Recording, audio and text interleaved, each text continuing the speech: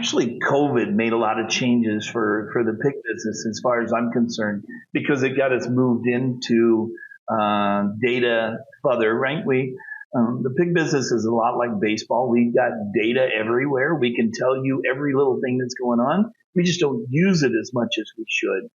And with COVID,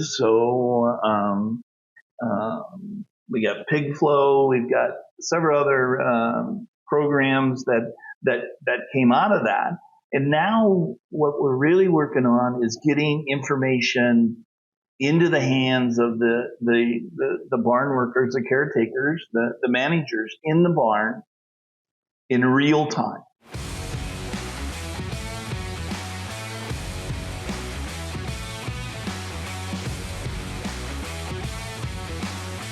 Welcome to Swine Canada, brought to you by Ethics. I'm Aline Ramos, dedicated to bringing you the latest insights and conversation from leaders of the swine industry. Today, we'll talk about production, technology, pig flow, barn talks, and more, exploring how innovation and leadership shape daily life in modern swine productions. Our guest is Fred Kuhr, Director of Production of Dykhuis Farms, with nearly 5 decades of experience guiding large-scale pig production systems and developing people and process. Welcome to the show, Mrs. Kuhr. Nice to meet you, and thanks for having me on. It's a pleasure. Fred is the director of Dykhuis Farms, as I said, and he have overseen 2 sites of farrow to finish operation with more than 17 cells in Hamilton, Michigan. His CV is very extensive, so instead of going through it, I invite him to tell us a little bit how he got to work in swine production and a little bit his experience in the field. Yeah, so the short version anyhow is I grew up on a small farm in the middle of Nebraska. Row crop and some pigs and some cattle. I enjoyed the livestock. I hated the row crop. So we have that in common. My father told me that I probably wasn't going to be able to make a living at row crop, so I should go and find another job, which was fine with me. I hated that part. So I ended up that day driving by a 500 sow farm, and we won't talk about how many years ago that was, but the 500s were just getting started. And I was riding with my mother, and I said, I'd like to work in there. My mother was really cool, so we just turned up the driveway. That's awesome. And said, hey, you got work for this kid? And, yeah. And I stayed. And so that's kind of the way I got into the confinements. And so then I just grew from there. So I was very fortunate to grow up in the pig industry when it was exploding in the States here. So I got to help build or help grow some very big companies, mash offs, the professional swine management in Carthage. I helped them as well. And there would have been a farm many years ago called National Hog Farms that we would have grown with as well. So now I've joined the Dykhuis Farms, 17,000 sows, and we're having some fun. We're not on the crazy growth curve, but we're raising some pigs and teaching some people. Steady sometimes wins the race, right? Yeah, that's right. So, what are you currently working on in Dykhuis Farms? Actually, COVID made a lot of changes for the pig business as far as I'm concerned, because it got us moved into data further, right? The pig business is a lot like baseball. We've got data everywhere. We can tell you every little thing that's going on. We just don't use it as much as we should. And with COVID, we got pig flow. We've got several other programs that came out of that. And now what we're really working on is getting information into the hands of the barn workers, the caretakers, the managers in the barn in real time, right? So, I mean, if we look at pre-weaning mortality from a month ago or whatever, right? It's great information, but it really doesn't help me today to make a decision on should I be doing something different with these sows today. I'm mentioning pig flow because it's the one we're using and it's an easy one for me. But we know what's going on with pre-weaning mortality, with stillborns, everything instantly. Whatever we put in there, we can get that data back right now. As far as employees, we can really help employees grow, because if I'm a caretaker and my job is to help keep stillborns down, by noon today, we can look at the numbers and have the data to see whether or not I am doing a good job or not doing a good job. And everybody wants to know if they're doing a good job or not. But if the information isn't in your hands in real time, it's hard to do. Yeah, it's actually exactly what I do in my research line. So when you're talking about that this doesn't, like, having past data doesn't help you to make decisions, is exactly that. We work with real-time data of each one of our animals, and we tailor the diet for each one of them every day. And even like having real-time data is still difficult to take those decisions, right? But I think one thing that has changed for us a lot in our barn is how the people that work in the barn actually look at the pigs, because they start to use that data. So do the checkups based in computers and so on. So what has been changed for you, for your employees in the barns? I think I see job satisfaction much higher. Turnover has really been reduced, right? Because again, like I said, everybody wants to do a good job, and now we can help you do a good job. We can tell what's going on right away. So the training's been, in my mind, much different because it's instant training. So we've always done training, how to do things and how to go along. But now we can do it. Hey, this morning things didn't turn out as well. What can we do can you do this different? Tomorrow they see the difference. It gets better, hopefully. And they learn very quickly. So I truly believe job satisfaction, and job performance has sure been better. Just because we can get that information in their hands.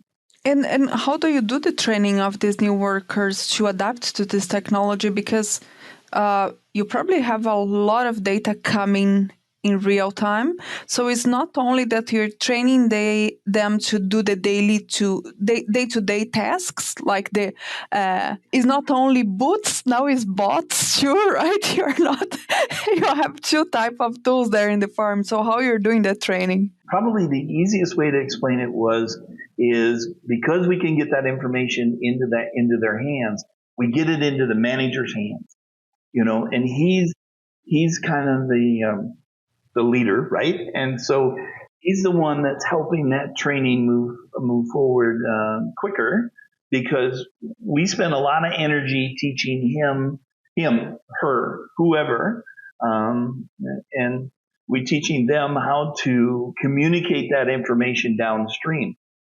Everyone in the farm has a phone, looks like a phone, but it has no phone guts in it. So that's where pig flow is hiding. So everything I do, I put in instantly. So that's why it's all instant information. There's nothing, it's as fast as I can put it in. I can look back and see what I've done and what it's doing. And in your farm, when you're saying that you're carrying around a log, which is like a phone, or you have a program that I understand that work with pig flow, for example, and then you enter the data, how do you identify the animals? Do you work like with pens? Do you work with individuals? What is the level of information that you're including there? All the way down to the individuals, right? So we go to pens after 35 days, and so but in that pig flow, in that program, we know what pen those animals are in. If there's any treatments done, it's done off of her individual ID. The neat thing about having, a portable little computer in your hands, right, is we pretty well have went cardless, right? So we do have a card with her, but all it's got is a barcode. So the barcode, the pig flow phone can read the barcode. Now you don't twist numbers around, right? So the phone reads it, brings up all of her information. I can see her history. I can see everything. I know what she got treated with yesterday. I know what to treat her with today. That's what's helping so much with the training, because people can see what they're doing. Did I get right that they have a ear tag with a barcode on it that you read? Not yet. Okay. It's like RFID or something like that? We have a solid card. Everything has a number tag. Mm-hmm. We are starting to use some electronic tags, but so far we can't quite get that distance to read that barcode. But I do believe that day is coming that we will have that barcode on that tag, and the only card that we got with them now is just a small card that we printed the barcode on to match their tag, and there's no other information on that card. So for us, that's cardless. It simplify. Do you find that your younger employers they prefer to actually learn through these tools, through videos, through digital tools, or is still the hands-on training is still king? Or for what I get, I think you're doing a good mix of both, actually. You're exactly right. The younger employees, right? They grew up with a phone, right? They grew up with all of that stuff. So having that, they go to it very, very quickly. What I was amazed with is when we switched over to this data, people actually went to this thing very fast, right? Because all the handwriting pretty well goes away, right? Where it's hard to read the numbers or the numbers get twisted around. Or let's be honest, we're in a pharma. Things get on that paper sheet. Yeah, maybe you can see the numbers. That's right. So it's been a lot easier, but digital. So the things that we're working on, everything that we're working on now is how fast can we get our hands on that information, and what do we do with it, right? I'm a little bit old school, right? So that if you have data and you don't do anything with it, I get frustrated. I love it. I love data, but we need to use it. It needs to help the farm. It needs to help the employee. It needs to help the owners. Yeah, I think otherwise data is worthless, right? There is no point of putting sensors or tracking anything in your farm if you're just collecting data. I think the idea of having data is to have the power of taking decisions that in the end will be money in your pocket. Otherwise, it's just, smoke and curtains, right? So how do you see that this information sharing is evolving, and how this impact the speed of information how does the speed of information impacts production itself? How, like your day-to-day routine, does it change? It improve production? Yes, you can improve production. I mean, and like I said, it improves. It's hard to say, okay, I did this and pre-weaning mortality is half of what it used to be, right? It doesn't quite work that way. It is the whole package. So information, not only can I get that information into the hands of the employees on the farm, I can get that information into the computer, into the office, right? So now the office can use that data faster, right? Instead of looking at how many pigs we had a month ago, because that's when we did the inventories, I can tell you how many pigs I got in the last 10 minutes on the farm, right? I can tell you all of those things. And what, again, technology is moving. It's fun for me to see that, because now we're dumping that information directly into our accounting systems, daily, when it used to come in monthly, right? So all of that stuff is happening so much faster. And to me, where we've made the big improvements is employee satisfaction. I keep going back to that because but that's important. When they're happy and they feel good about it, everything works better, right? We've been able to actually reduce some labor number of employees because we got a lot more organized. You're more efficient. Right. Where we had other people around to write cards, to do whatever that silly thing was, we don't have to do those things anymore. We used to have people in the office that were pulling data together, that would sit all day to pull all this data together. It takes a half an hour to dump 17,000 sows, all the information from yesterday. Right? So boom, it's all into PigChamps, whatever program you're using, and then into the accounting systems, right?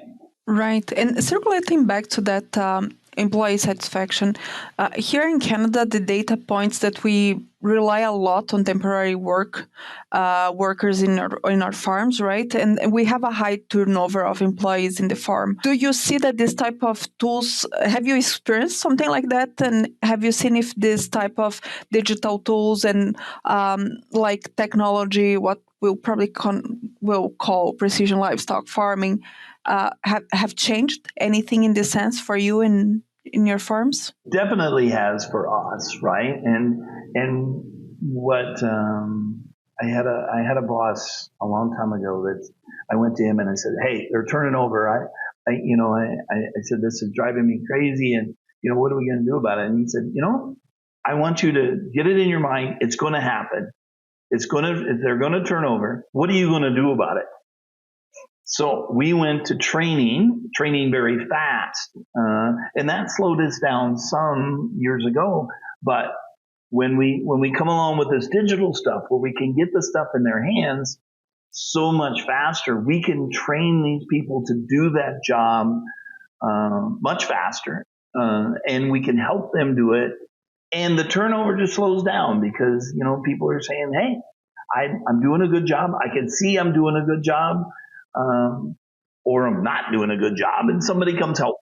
Something that we often say when we're talking about precision feeding, for instance, Candido, my farmer advisor, he always said that precision livestock farming is also a way to keep the young generations in the farm, because now you have something that match their skills, right? As you said, they grow up with phones, computers, and everything. So now the job in the barn is more, it's closer to what they're used. They're using technology. They're getting things in real time.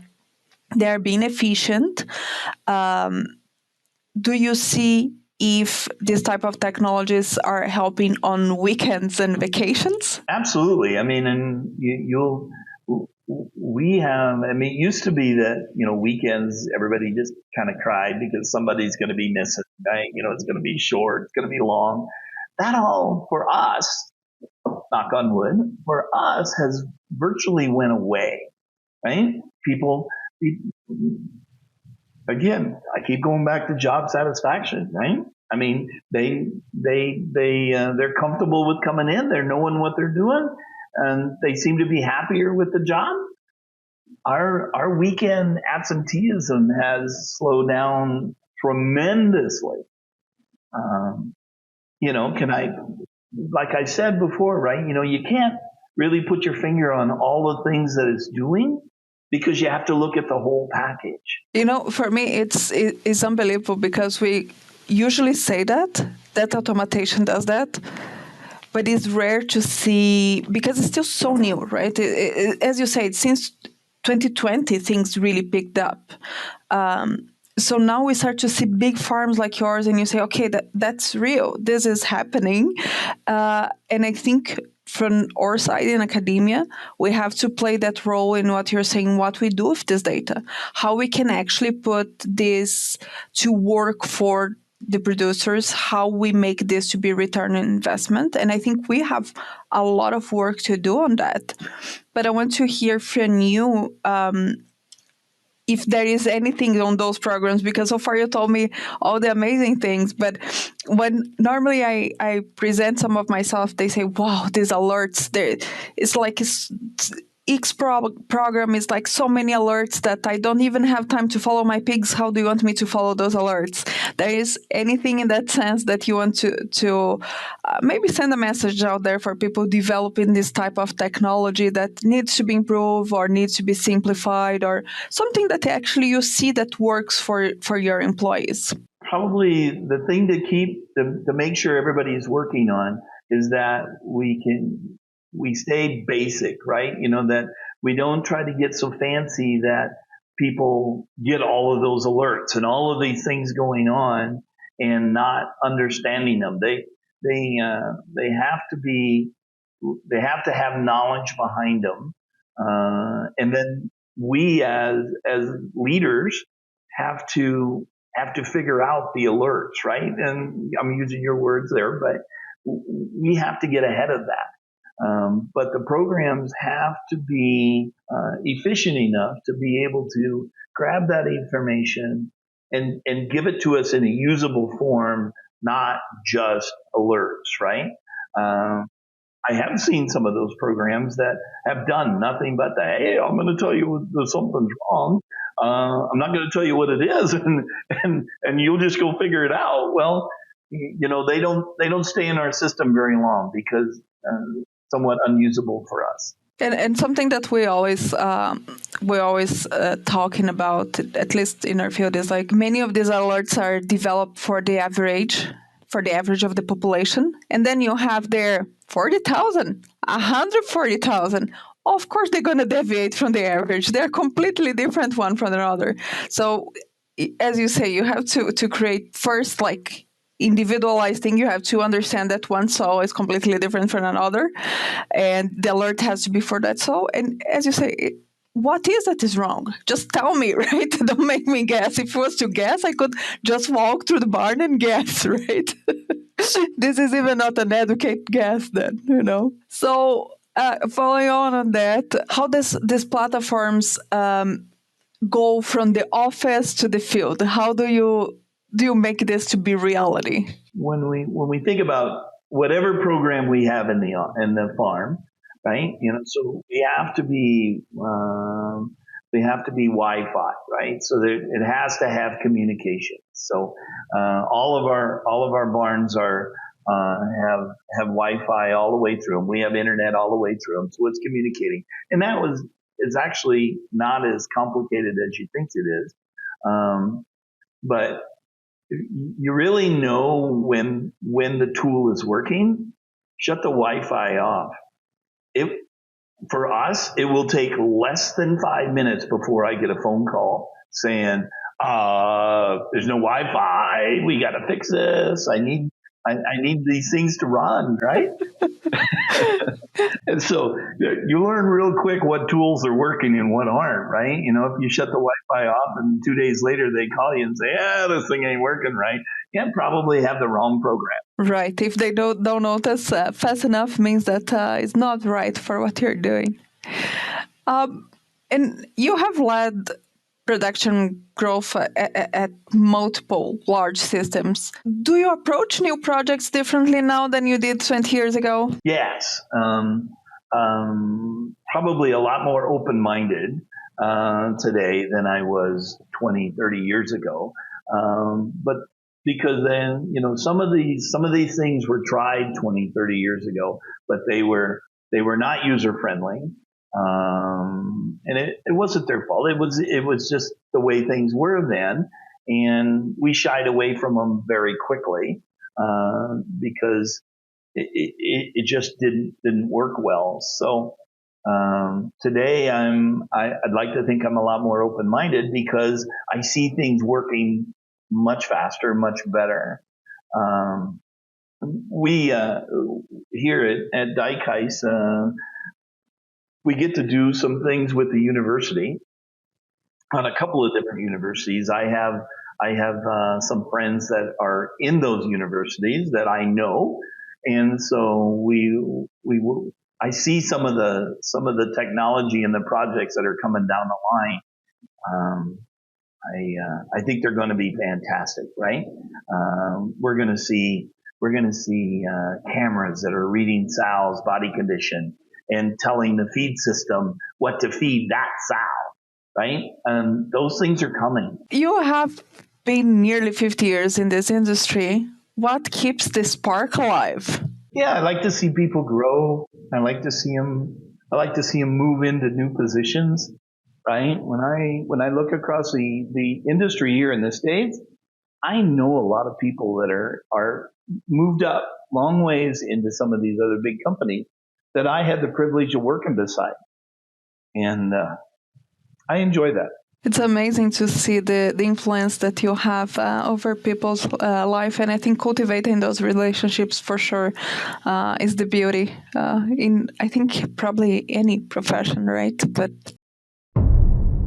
it's time for our famous three. Wisenetics turns podcast airtime into brand authority. We don't sell ads, we elevate voices. Curious how far your voice can go to become a reference in the industry and attract more leads? Scan the QR code and discover how we can turn your expertise into unmatched brand authority.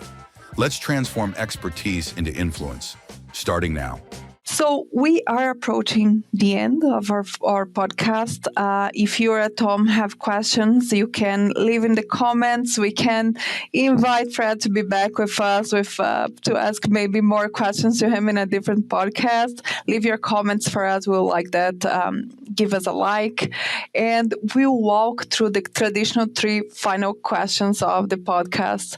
And Fred, what are your favorite swine-related book or resource or magazine? There is anything that is your go-to to keep informed in swine production? Probably sounds a little bad, but I love podcasts, right? You know, I mean, that was another thing that COVID really pushed along, that we got to, because we couldn't go to the conferences. I actually get more information now than I did when we were visiting conferences, because I can have access to more things. You have everyone on your pocket. Yeah, I get a lot of information from the universities, right? So I have resources in those, and so that's been really good as well. And I have a lot of friends in the swine industry, so if something good comes along, we end up talking about it one way or another. Absolutely. It's a big but a small world. Yeah, it's a very small world. And what is your favorite book or resource or movie outside agriculture? My book would be Who Took My Cheese? It's a very small book. It's an easy read. But you know, it kind of helps you think about, so our world is changing so fast, right? So what we used to think was the best thing is gone. Now it's something new, right? And it's changing so fast. So don't get set in your ways, because somebody's going to take that cheese away. You need to find a different cheese. And so fast pace. That's very interesting and gives a good insight of how you adapt so quickly to changes in the field. Movie would be the one I really love. It's a movie called Moneyball. It's about a baseball team that didn't have any money, and so it's worth looking up. It tells you what can be done, getting the right person in the right seat on the bus, right? And they didn't have to be the superstar; they just had to be in the right spot, and they could. They did really great with that. So I enjoyed that movie. And our final question is, in your opinion, what sets a successful professional apart of those that are not? Listening and learning people, right? So no one comes to work to do a bad job. If they want to do a bad job, they don't come to work, right? I mean, it's as simple as it is.